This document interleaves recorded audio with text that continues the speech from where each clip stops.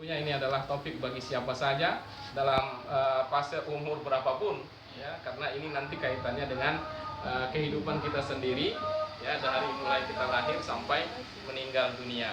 Apa yang kita sebut dengan husnul khotimah?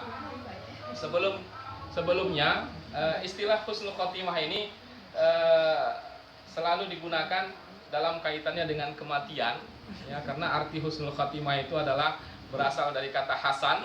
Hasan itu artinya baik, husn itu artinya terbaik. Jadi husnul khatimah itu adalah mati di saat dalam keadaan yang terbaik.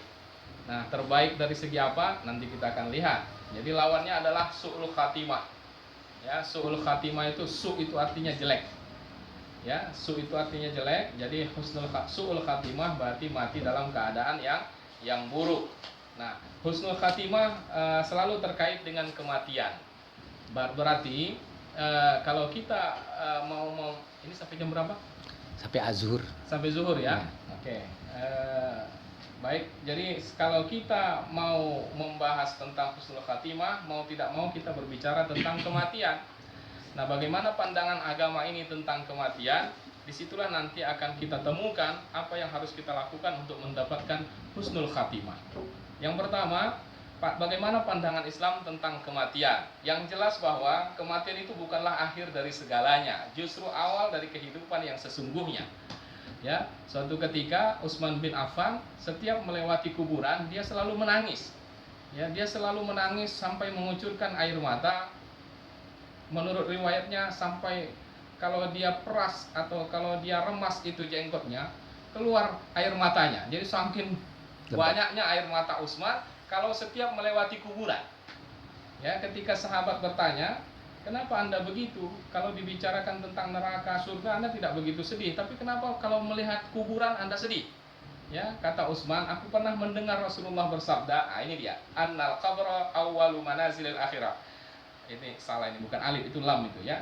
Annal qabra awwalu manazilil akhirah, artinya Rasulullah pernah bersabda mengatakan kepadaku bahwa kubur itu adalah awal dari fase kehidupan akhirat.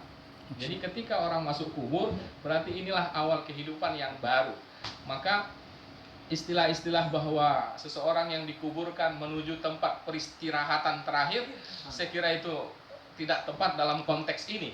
Ya, kenapa? Karena justru itu bukan tempat istirahat. Ya, itu adalah tempat perjuangan pertama yang harus kita lewati, di mana kita sudah mulai berhitung-hitung atau diperhitungkan amal kita. Kita mengenal dengan adanya nikmat dan azab kubur. Itu artinya ketika orang meninggal dunia lalu masuk kubur, dia sudah mulai fase perhitungan amal, dan itu bukan istirahat. Ya, itu bukan istirahat. Jadi dalam konsep Islam tidak ada yang namanya peristirahatan terakhir untuk kuburan. Justru itulah awal dari kehidupan. Nah, mengapa demikian? Karena kematian itu hanyalah perpindahan. Ya, hanyalah perpindahan. Ulama mengatakan al-mautu laisa bi'adami mahdin wala fana'i sirfin. Kematian itu bukanlah hancurnya fisik kita. Bukanlah karena hilangnya jasad kita, rusaknya fisik kita, tetapi kematian itu adalah wa innama inqita'u ta'alluqir ruhi bil badan. Karena sesungguhnya kematian itu adalah terputusnya hubungan ruh dengan badan. Jadi mati itu bukan sesungguhnya hancurnya badan kita ini. Mati itu hanyalah perpindahan, yaitu ketika terputusnya ruh dengan badan, wa mufaraqatuhu wa hailulatu bainihima, dan mulai terpisahnya ruh dengan badan itu, wa tabaddulu halin wa intiqalu min darin ila darin, dan perpindahan dari suatu negeri, suatu alam menuju alam yang lain. Itulah kematian sebenarnya. Jadi kematian itu bukanlah akhir dari segala-galanya. Ya, kematian itu bukanlah selesainya hidup ini, tapi sebenarnya kita sedang berpindah dari kehidupan yang satu menuju kehidupan yang lain. Kenapa demikian? Karena kita diciptakan bukan untuk dimatikan. Kita diciptakan oleh Allah bukan untuk dimusnahkan, bukan untuk dihancurkan, bukan untuk dirusak dan dimatikan. Ya, innama, kata Umar bin Abdul Aziz, saya sengaja mengutip ini, sebetulnya banyak hadis-hadis Nabi, karena hadis Nabi sudah jelas ya. Ini memperkuatnya. Innama khuliqtum lil abadi wal baqa, walakinnakum tunqaluna min darin ila darin. Kata Umar bin Abdul Aziz, kalian diciptakan untuk keabadian. Kita akan abadi. Ya, kita akan abadi. Jangankan di surga, di neraka pun ada orang yang abadi. Ya, jangankan di surga ya, di neraka pun ada orang yang kekal, pasti. Begitu ya, saking kekalnya Allah tidak mau dia rusak. Bagaimana gambarannya? Ketika hancur nanti badannya dibakar api neraka, kata Allah, kami gantikan dia dengan kulit yang baru, begitu kan? Baddalnahum juludan akhar. Orang-orang kafir itu ketika dia diazab di neraka, lalu dibakar tubuhnya, lalu dia merasa sakit sampai ke tulang-tulangnya. Begitu habis tinggal kerangka, Allah ganti dagingnya, Allah ganti kulitnya, diciptakan utuh lagi, dibakar lagi. Untuk apa? Liyazukul azab, supaya dia bisa merasakan azab. Kalau seandainya kematian itu akhir segalanya, atau penyiksaan itu menghabiskan badan kita, saya kira nggak apa-apa lah ya. Sekali mati selesai, begitu ya. Iya kan? Ya laitaha kanatil qadiyah, kata orang-orang kafir, kata orang-orang yang durhaka kepada Allah, ketika nanti di akhirat dia terima catatan amalnya dengan buku kirinya. Wa amman utiya kitabahu bisimalihi fayaqulu ya laitani ya laitaha fayaqulu ya laitaha kanatil qadiyah. Ya, dia katakan lam adri ma hisabiyah ya laitaha kanatil qadiyah. Wahai seandainya mati itu akhir dari segala-galanya. Itu yang diharapkannya. Ternyata tidak. Itulah konsep orang yang tak beriman. Makanya yang membedakan kita dengan orang yang beriman dengan orang yang di luar Islam itu adalah ketika kita meyakini ada kehidupan yang baru, ada kehidupan yang hakiki setelah dunia ini. Itu saja bedanya. Orang baik bisa dilakukan oleh siapa saja. Kebaikan boleh dikerjakan oleh siapa saja, baik muslim maupun non-muslim. Tapi yang mendasari keyakinan kita untuk melakukan kebaikan itu berbeda dengan mereka. Keyakinan kita ketika melakukan kebaikan bahwa ada kehidupan baru yang nanti akan kita lewati untuk mendapatkan hasil dari apa yang kita lakukan di dunia, kalau mereka tidak. Itu saja. Makanya kalau kita melihat perjalanan dakwah Rasulullah itu, yang sangat ditekankan Rasul adalah beriman kepada Allah dan hari akhir. Rukun iman itu ada 6 loh Pak. Begitu kan? Rukun iman itu ada 6, kepada Allah, malaikat, Rasul, kitab, akhirat, dan takdir Allah yang baik dan yang buruk kan? Iya. Tapi dalam banyak penjelasan Rasul hanya mengutip 2 saja. Siapa yang beriman kepada Allah dan hari akhir. Iya. Jadi artinya ada sebuah keyakinan yang ditanamkan oleh Rasul, dan ini penting bagi kehidupan seorang muslim, bahwa hidup ini bukan hanya 1 kali.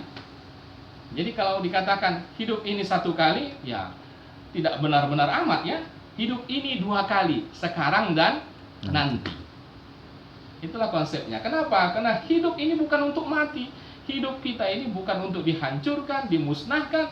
Kalau untuk dimusnahkan, Allah bisa saja melakukan itu. Tapi tidak. Allah tetap jadikan kita hidup nanti di akhirat, dan Allah akan kekalkan kita. Siapa saja yang akan kekal di akhirat selain manusia yang ada di dalam surga dan di neraka, malaikat-malaikat Allah, surga Allah, nerakanya Allah, itu akan dikekalkan oleh Allah.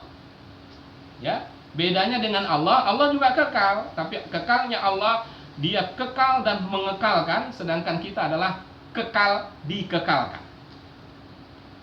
Jadi bukan sama dengan Allah ya. Jadi kalau dikatakan kita pun kekal juga, berarti sama dong dengan Tuhan. Tidak. Ya, kita dikekalkan. Kenapa? Karena kita bukan untuk dimatikan. Ya, innama khuliqtum lil abadi wal baqa walakinnakum tunqaluna min darin ila darin. Tapi kita semuanya dipindahkan oleh Allah dari satu tempat ke tempat yang lain. Berikutnya, apa ini nggak jalan? Oh. Ya. Oleh sebab itu, ya, kita selalu diingatkan untuk kematian, ya, bukan untuk takut mati, ya. Dalam ajaran agama ini kita tidak disuruh takut mati, karena siapapun pasti takut. Dan siapapun pasti mati. Iya, pasti, ya. Ya, makanya kita tidak disuruh untuk takut mati. Ya, bahkan ulama-ulama pun takut mati. Orang-orang soleh pun takut mati. Ya, kenapa? Ya, karena memang kematian itu sesuatu yang harus dijalani, gitu.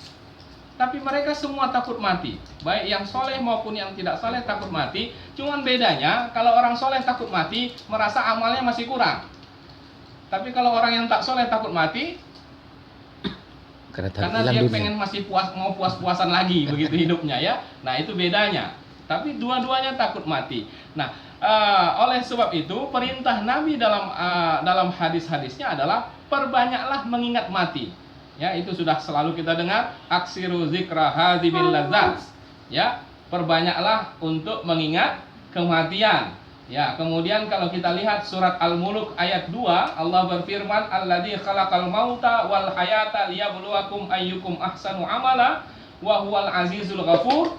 Allah menciptakan kematian dan kehidupan supaya Dia menguji kalian, siapa di antara kalian yang lebih baik amalannya. Dia adalah Al-Aziz, Maha Perkasa dan Maha Pengampun. Kita lihat dalam ayat ini, Allah menyebut mati dulu baru hidup. Kita selalu menyebut apa? Hidup dulu baru mati kan? Tapi dalam ayat ini Allah mendahulukan kematian baru kehidupan. Apa maksudnya? Bahwa hidup akan berarti kalau dilatar belakangi dengan kematian. Orang akan menjaga kehidupannya kalau dia ingat mati. Dan jangan khawatir, ingat mati tidak akan membuat kita cepat mati, Pak. Ya, tidak akan pernah orang gara-gara saya kira saya berbicara tentang kematian sejak 20 tahun yang lalu. Alhamdulillah 20 tahun ke depan masih ada umur kan begitu ya. Jadi jangan takut bicara kematian. Selalu kita temuin orang-orang ketika berbicara tentang menyinggung kematian langsung berkata, aduh jangan bicara itu dulu lah. Ya, kenapa takut?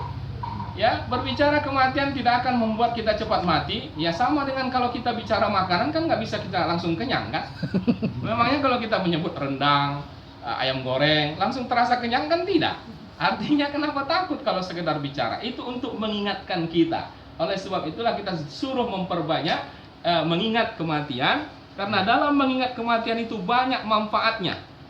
Ya, banyak keuntungannya. Apa saja keuntungannya? Nah inilah dia. Ya, kenapa kita disuruh mengingat kematian? Yang pertama, karena kematian itu sesungguhnya sesuatu yang lezat bagi seorang mukmin. Ya, kata Rasulullah, ada seorang sahabat mengatakan, ya, ada 3 orang yang sangat mengharapkan kematian.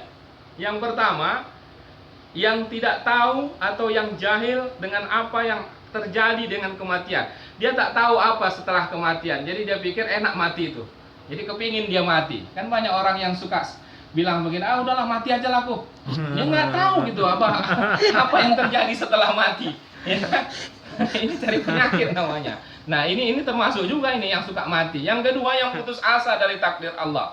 Ya orang-orang yang kemudian mengambil jalan pintas, ya dia pikir enak begitu mati itu. Ya sama dengan orang yang kepingin senang sekali ketika berbicara tentang hari kiamat. Ya senang sekali dia pengen tahu hari kiamat itu bagaimana. Saya kira tak usah muluk-muluk lah sampai kiamat begitu ya. Kiamat itu kan jauh juga ya. Karena bagaimanapun tidak enak hidup pada masa kiamat itu. Percayalah, bayangkan kata Allah hari kiamat itu manusia berterbangan begitu, seperti bulu-bulu atau anak-anak yang berterbangan, kepingin masuk di situ kan tidak ya. Jadi tak usah jauh-jauh pikirkan kiamat yang besar itu, pikirkan sajalah kiamat yang kecil, kiamat yang mungkin kita alami masing-masing tanpa kita ketahui kapan datangnya. Dan memang Allah tidak mungkin ngasih tahu kita kapan mati, Bu. Ya, tidak ada enaknya kita tahu kapan kita mati, nggak ada enaknya. Stres malah. Setiap ulang tahun bukan gembira, malah makin stres. Wah, sebentar lagi berarti. Ya, setiap bertambah umur berarti sudah mau mati. Kalau kita tahu kapan kita mati, kan begitu? Nah, yang ketiga yang merindukan kematian itu adalah mereka yang pengen mati itu adalah mereka yang merindukan untuk bertemu dengan Allah. Ada sebuah riwayat cerita tentang Nabi Ibrahim alaihissalam ketika didatangi malaikat maut. Ya, ketika didatangi malaikat maut untuk mencabut nyawanya, kata Ibrahim, Ibrahim itu kan dikenal sebagai kekasih Allah ya, Khalilullah begitu ya. Kata Ibrahim, masa kekasih tega mencabut nyawa kekasihnya? Begitu ya. Coba tanyakan dulu kepada Allah, kira-kira begitu riwayatnya. Malaikat kemudian bertanya kepada Allah tentang ini, melaporkannya kepada Allah. Kata Allah, kasih tahu Ibrahim itu. Ya, kasih tahu Ibrahim itu. Apakah dia tidak kepingin ketemu sama aku yang dikasihinya? Lihat. Ya, Ibrahim memandang kematian itu sebuah penyiksaan, ya, sesuatu yang sangat menyakitkan buat orang yang dikasihi seperti Ibrahim. Tapi Ibrahim, Allah katakan, apakah dia tidak ingin ketemu dengan aku sebagai kekasihnya? Nah, begitu disampaikan malaikat, oh kalau begitu cabutlah nyawaku sekarang juga. Artinya, kematian itu sesungguhnya perjumpaan yang indah antara seorang hamba dengan Tuhan. Makanya sahabat-sahabat itu yang soleh-soleh itu tidak takut mati dia. Bersiap betul dia untuk mati. Justru orang-orang yang semangat mati panjang umurnya. Boleh bisa kita buktikan. Lihatlah, orang-orang yang sadar dengan kematiannya, dia jaga pasti hidupnya. Pasti dia jaga kesehatannya, pasti dia jaga setiap aktivitasnya. Dia tidak mau melakukan hal-hal yang berbahaya. Akibatnya apa? Bagus kan jadinya. Tapi coba lihat orang yang tak sadar matinya, ya, yang seharusnya tak boleh makan kambing lagi, diembat juga, ya kan? Tak sadar dia dengan kehidupannya yang bisa kapan saja terjadi, kan begitu? Makanya jadi orang yang sadar mati justru panjang umurnya. Ya, ada seorang sahabat dulu dikenal sebagai panglima perang, namanya Khalid bin Walid. Ya, pernah kita dengar ya? Khalid bin Walid itu panglima perang yang paling berani. Ya, suatu ketika dia memimpin pasukan untuk sebuah peperangan pada masa Abu Bakar. Waktu berangkat, Abu Bakar berpesan kepada Khalid, wahai Khalid, ihris alal maut tuhab lakal hayat. Semangatlah engkau mati, kamu justru akan diberi kehidupan. Khalid bin Walid itu setiap perang satu saja tujuannya, ingin mati syahid. Tapi alhamdulillah sampai masa Umar dia masih hidup, tak mati-mati. Ya. Dan jauh setelah itu baru Khalid meninggal dunia. Dan Bapak Ibu tahu meninggalnya di mana? Khalid santai meninggal di atas tempat tidurnya. Allah panjangkan umurnya dan Allah baguskan matinya. Iya kan? Nah, itulah yang membuktikan bahwa orang yang semangat mati justru panjang umurnya karena dia akan menjaga kehidupannya. Ada ungkapan, saya kira kita semua tahu, siapa yang pengen damai, siap-siap untuk perang. Itu sama persis dengan itu. Ya, rumah tangga juga begitu. Kalau mau sakinah, mawaddah, warahmah, siap-siap berantem lah. Nah, kenapa? Dengan itu kita saling menjaga.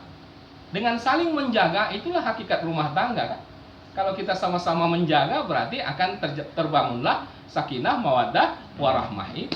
Jadi hidup ini juga begitu. Hidup ini kan pelajaran buat seluruh aktivitas kita. Ya, jadi itu salah satunya. Para ulama menyebutkan ada beberapa manfaat untuk mengingat mati. Yang pertama, ta'jilut taubah, segera taubat. Ya, orang yang ingat mati, dia tidak akan menunda-nunda untuk menjadi orang baik. Janganlah tunda-tunda jadi orang baik. Jangan tunda orang saleh. Kita selalu dengar, sabarlah, tenang dulu. Ini lagi sibuk ini, banyak proyek ini. Nanti sajalah. Kalau mau taat itu sabar, begitu ya. Saya kira ini sebetulnya dia sedang berspekulasi dengan umurnya, ya, kapan saja sebetulnya bisa selesai kan, tapi dia sedang membohongi dirinya, ya. Segera bertaubat. Kemudian qanaatul qalbi, hati yang qanaah, artinya karena dia sadar dengan kematiannya, apalah yang mau dia bawa mati begitu, jadi dia tidak habiskan usianya, waktunya hanya untuk memenuhi kebutuhan dunianya, sehingga apa yang sudah dia miliki dia syukuri. Dan kemudian dia lebih banyak menunjukkan syukurnya dengan ketaatannya kepada Allah. Ya, kemudian yang ketiga, nasyatul ibadah, ya, semangat beribadah. Ada trik atau tips dari ulama-ulama untuk mendapatkan salat khusyuk. Salah satunya yang mereka sarankan adalah ketika kita salat, ingatlah mati. Inilah salat terakhir yang mungkin kita lakukan. Kalau itu bisa kita rasakan, insya Allah salat kita khusyuk, Pak. Ya, bayangkan, begitu selalu kita mengingat mati, berarti Allah panjangkan umur kita, karena nyatanya sampai sekarang kita masih bisa sholat. Ya, ulama-ulama itu jangankan sholat, Pak, Bu, ya, sebelum sholat pun sudah gemetar dia. Ya, jadi khusyuknya dia itu sudah mulai sebelum sholat. Kita sudah sholat pun belum tentu khusyuk. Ya, sedang sholat pun belum tentu khusyuk. Tapi kalau ulama itu, ya orang-orang saleh itu, ya, mereka sebelum sholat sudah mulai mereka takut. Kenapa? Karena mereka akan berhadapan dengan Allah. Ya, Hasan Al-Bisri ketika berwudu dia gemetar, ditanya, kenapa Bapak sampai begitu? Kata dia, bagaimana aku tidak ketakutan? Yang sedang kuhadapi ini adalah yang mau menciptakan, yang menciptakan aku ini, yang mau kuhadapi ntar. Ya, Ali bin Abi Thalib setiap azan bergemetar badannya. Ditanya orang, "Kenapa?" Dia bilang, "Inilah waktu amanah yang pernah diberikan Allah kepada langit, gunung dan bulan-bulan, langit, bumi dan bulan gunung-gunung itu, tapi mereka menolak." Yang menerima siapa? Manusia. Kenapa? Itulah karena bodohnya itu. Dia pikir ringan amanah itu. Itu kan begitu ceritanya ya. Nah, makanya kalau kita menyadari itu, insya Allah semangat beribadah. Jadi kalau sudah rada-rada malas sedikit, ingatlah mati. Ya, ayo begitu azan, tunggu dulu lah, sebentar lagi. Ingat mati, ingat mati. Begitu ingat mati, insya Allah semangat, langsung bangun. Ya, itulah yang dikatakan ulama kepada kita. Kemudian inilah tanda dekatnya kematian. Ya, ini berdasarkan keterangan dari hadis-hadis Nabi lah. Ya, yang pertama penyakit dan lemahnya fisik itu udah biasa lah. Walaupun tidak selalu kematian itu disebabkan oleh sakit. Kita banyaklah fakta-faktanya. Tapi umumnya ya kalau sudah mulai sakit-sakitan, kalau sudah mulai duduk 15 menit langsung kram. Cobalah direnung-renungkan lah begitu ya. Iya kan? Udah mulai banyak-banyak minta maaf. Itulah maksudnya ya. Itulah maksudnya. Ya kan? Ada sebuah penjelasan di sini dikatakan begini ya. Ada sebagian para nabi bertanya kepada malaikat maut. Ya, apa yang mereka tanya? Para nabi itu kan sering dinampakkan Allah berhadapan dengan malaikat-malaikat ya. Kemudian kata rasul-rasul itu, "Wahai malaikat, apakah engkau memiliki utusan-utusan sebelum engkau datang?" Ya seperti presiden ada protokolernya lah ya, memeriksa dulu. Kata malaikat maut, "Oh ada dong," katanya. "Bahkan banyak sekali. Apa saja utusanmu?" Utusannya adalah penyakit. Ya, wasyayib, syayib itu uban. Ya, kalau sudah mulai ubanan, berarti sudah tua ya. Ya, tapi sekarang tidak jadi ukuran ya. Ya, sekarang tidak jadi ukuran juga. Anak-anak kita SMA, SMP udah beruban juga ya. Tapi yang dimaksud uban di sini tentu uban yang mantap itulah ya. Uban yang mantap. Uban yang katanya sudah meninggalkan dunia hitam itu. Nah, ya, jadi saya kira yang begitu-begitu. Kalau 1-2 itu pemanis lah. Pemanis. Oke, kemudian wal humum itu artinya mulai tidak kuat jantungnya, ya, suka gelisah, suka mudah takut lah. Ya, makin tua memang begitu. Ya, makin tua makin gamangan. Gamang atau gamang? Gamang. Jadi kalau ketinggian tuh mulai deg-degan. Dibawa ngebut sedikit mulai gemetar. Itu sudah tanda-tanda. Ya, tanda-tanda dekat. Tadi 120 jadi 80 aja ya. Wallahu a'lam. Maksudnya ini untuk mengingatkan kita lah. Wa tahayyuris sam'i wal basar. Dan mulai berkurang pendengaran dan penglihatan. Ya, telinga pun pendengaran sudah mulai, telinga mata juga begitu. Nah, itu sebetulnya adalah utusan-utusan malaikat maut. Lalu kata dia, fa idza lam yatazakkar man nazala bihi wa lam yatub, fa idza qabattuhu nadaituhu. Apabila sudah datanglah ini tanda-tanda kepada seseorang, tetapi dia tidak ingat juga, ya, tidak mau taubat juga kepada Allah, maka ketika nanti aku datang mencabut nyawanya, aku berkata kepadanya, apa kata malaikat maut? Alam uqaddim ilaika rasulan ba'da rasulin wa nadhiran ba'da nadhir. Dulu kan sudah pernah ada utusan-utusanku datang kepadamu. Kan sudah pernah tahu kau bahwa ada utusan-utusanku datang kepadamu. Lalu sekarang inilah aku yang diutus itu. Inilah aku sebagai utusan terakhir yang datang mencabut nyawamu. Jadi artinya apapun keadaan-keadaan yang mulai menurun dalam kehidupan kita, itu sebetulnya adalah tanda-tanda akan datangnya malaikat maut gitu ya. Nah, kemudian tandanya adalah kematian orang-orang terdekat. Nah, ini ada riwayatnya. Ya, suatu hari ya, Nabi Daud berdialog dengan malaikat maut. Ketika malaikat maut datang, dia tanya, "Kamu siapa?" "Saya adalah," kata malaikat, aku adalah yang tidak takut kepada raja, tidak ada yang bisa menghalangi serta menerima suap." "Oh, kalau begitu engkau malaikat maut." Ya, hanya malaikat maut yang tak terima duit.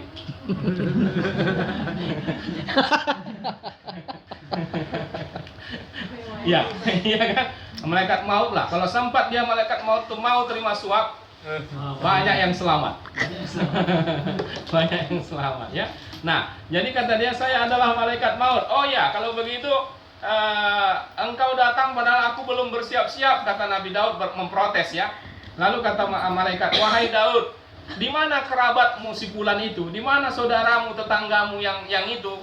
Kata Nabi Daud, oh mereka sudah meninggal dunia. Kata malaikat, Diklik X ya. iya, kata malaikat, mengapa engkau tidak menjadikan kematian mereka sebagai peringatan agar engkau bersiap-siap?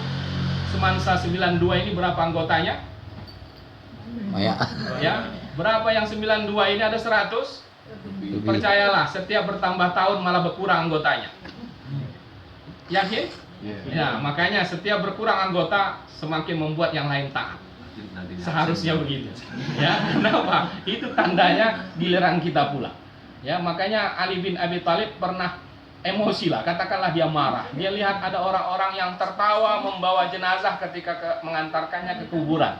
Ya, kata Ali bin Abi Thalib, aku heran dengan orang-orang yang masih sanggup tertawa ketika mengantarkan jenazah, padahal sebentar lagi dia pula yang diantarkan. Itu adabnya.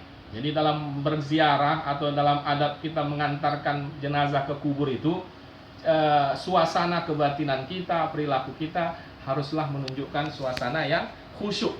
Ya, tidak boleh ada ketawa-ketawa, tidak etis lah. Ya, karena itu suasana yang memang tidak mendukung atau tidak cocok untuk kegembiraan. Ya, itu tandanya dekat kematian. Kemudian, macet. Macet ya.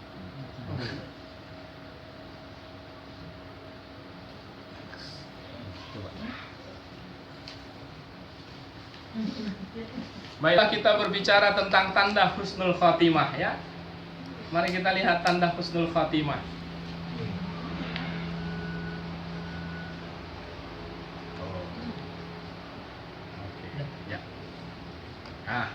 Inilah dia tanda husnul khatimah. Satu hal yang perlu kita ketahui bahwa tidak selalu nampak pada kematian. Husnul khatimah itu tidak selalu dalam pengertian keadaan-keadaan menjelang kematian seseorang. Itu yang perlu kita catat. Kenapa? Seperti yang dikatakan oleh Rasulullah berikut ini. Inna nafsal mu'min takhruju rashhan wa inna nafsal kafir tasallu kama tasallu nafsul himar. Ya. Kadang-kadang nyawa seorang muslim, ya, nyawa seorang muslim keluar dengan sulit sekali. Muslim, mukmin di sini artinya bukan sekedar mukmin, tapi orang yang soleh.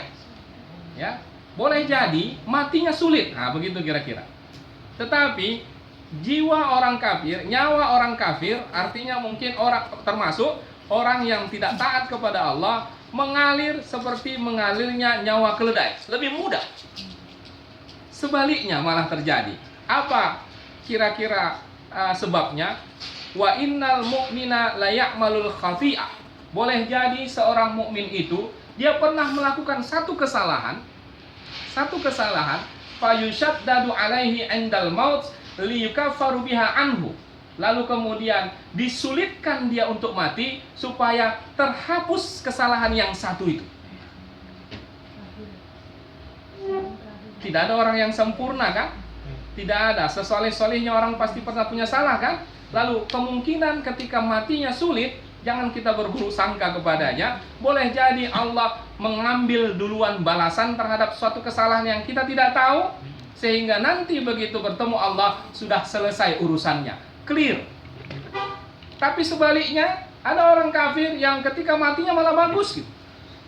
Ya, orang yang tidak taat matinya bagus gitu, senyum bagus gitu ya, wajahnya bercahaya. Kata Rasulullah, layak malul hasanah. Boleh jadi dia pernah melakukan satu kebaikan, lalu dimudahkan dia untuk mati supaya itu sudah terbalaskan. Boleh jadi begitu. Kenapa? Karena orang tidak pernah tahu bagaimana sebenarnya yang terjadi pada diri seseorang menjelang kematiannya. Tidak ada yang tahu. Kita hanya diberi tanda, dan tanda itu boleh jadi sebaliknya. Ya, boleh jadi sebaliknya. Itulah tadi dikatakan husnul khatimah itu tidak selalu nampak pada saat kematian. Maka para ulama mengatakan kepada kita, kalau ada orang yang tidak taat matinya bagus, jangan dicerita-ceritakan ke orang. Begitu juga sebaliknya, kalau ada orang yang saleh matinya jelek, jangan juga diceritakan. Itu bisa menimbulkan fitnah. Nanti orang berpikir, percuma saja bagus-bagus tuh matinya jelek. Begitu juga sebaliknya. Santai saja, kan yang penting matinya bagus. Kan begitu? Nah, ini yang diingatkan kepada kita bahwa husnul khatimah itu tidak selalu nampak pada kematian, walaupun husnul khatimah itu selalu terkait dengan kematian. Ya. Nah, tetapi kita tidak mengabaikan ada tanda-tanda kematian yang baik. Ya, tentu saja ini kalau dialami oleh orang yang saleh, kuatlah dugaan kita dia mendapatkan husnul khatimah. Yang pertama, meninggal, ini berdasarkan hadis Nabi semua, ya, meninggal dengan mengucapkan syahadat. Jadi kalau ada orang yang taat mengucapkan syahadat ketika mau meninggal, insya Allah dia husnul khatimah. Lalu meninggal dalam keadaan sedang berkeringat, maksudnya ketika dicabut nyawanya, ini berkeringat ini di jidatnya ini. Ya, tanda itu salah satu tanda, ya. Jangan Bapak usahakan berkeringat kalau mau mati, tak perlu begitu, ya. Terus Ya, tak perlu diusahakan mula, ya. Kemudian meninggal pada waktu siang atau malam Jumat, kita tahu itu, ya. Itu tanda-tanda husnul khatimah. Tapi sekali lagi, boleh jadi orang yang tidak taat meninggalnya malam Jumat, ya. Kan begitu? Nah, ini kalau terjadi pada orang yang beriman, insya Allah dia termasuk husnul khatimah. Kemudian mati syahid, ya, lalu mati di jalan Allah, artinya dalam hal-hal yang diridhoi oleh Allah lah, misalnya mengajar, membantu fakir miskin, proyek-proyek kerja bakti, mana tahu ya, lagi kerja bakti bantu-bantu tiba-tiba mati, insya Allah dia husnul khatimah. Atau meninggal karena penyakit radang selaput dada. Nah, ini riwayat dari Imam Ahmad. Ini menunjukkan penyakit yang sulit, ya, seperti orang yang meninggal karena melahirkan, ya, kemudian karena sakit perut, itu nanti dijelaskan di situ, ya, berdasarkan hadis-hadis Nabi semua ini. Kemudian karena tenggelam, tertimpa reruntuhan, ya, atau kebakaran dan sebagainya. Nah, ini tadi meninggal karena kehamilan disebabkan anak yang dikandungnya, meninggal karena membela agama, nyawa, ya, mungkin dia dipaksa untuk kafir lalu dia diancam dan dia mempertahankannya, kemudian dia celaka, meninggal dunia, maka dia husnul khotimah. Meninggal karena membela harta, orang-orang yang dirampok lalu dia membalas, lalu dia menjaga, kemudian terbunuh, insya Allah husnul khotimah kalau dia orang yang beriman, ya, orang yang saleh. Meninggal karena terjangkit penyakit TBC, ini nih terjemahannya itu TBC lah, artinya sakit yang menyangkut pernapasannya lah, gitu, ya. Kemudian meninggal karena sedang berjaga di jalan Allah, meninggal tatkala sedang beramal saleh, meninggal karena terbakar api dan seterusnya. Jadi banyak sebetulnya Bapak, ya, ada yang 17, ada yang 19. Kalau kita kumpul seluruh hadis-hadis itu tak terbatas lah. Ya, banyak tanda-tanda kebaikan orang-orang yang meninggal dalam keadaan baik. Bagi kita, saya kira kita tidak ada yang kepingin begini, ya, atau merencanakan begini. Ya, Ibu mau pilih salah satunya? Kan tidak, kan? Tidak, ya. Ya, artinya ini hanya menunjukkan kepada kita kalau terjadi begini, inilah yang dikatakan oleh Rasulullah, bahwa ini adalah tanda kematian yang baik. Kemudian bahwa husnul khatimah itu sebetulnya dapat dilihat dari setiap fase kehidupan kita sepanjang yang berlangsung sepanjang hidup ini. Ya, tandanya apa? Satu saja, kembali kepada jalan hidayah. Jadi kalau kita pernah jadi orang bandel, ya, jahat, nakal atau tidak saleh, lalu dalam fase kehidupan selanjutnya kita jadi orang saleh, itu tanda-tanda husnul khatimah. Itu saja persoalannya, ya. Makanya saya memesankan kalau bandel, nakal, jangan nakal-nakal banget lah, ya. Ya, kan kita tidak bisa mengatur hidup kita ini kan kadang, ya. Maksudnya gini, kalau kita kalau mau jadi orang jahat, jangan terlalu jahat. Bukan berarti nanti kalau taubat tidak diterima. Insya Allah diterima, ya. Tapi sulit kembalinya. Itu aja masalahnya, ya. Kalau kita kesasar jalan, ya, jangan terlalu jauh-jauh. Saya mau ke Pertici 10 tadi, ya.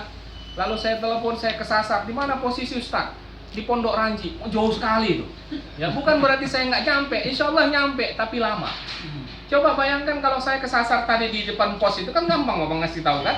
Nah, gampang sekali. Beragama itu juga begitu.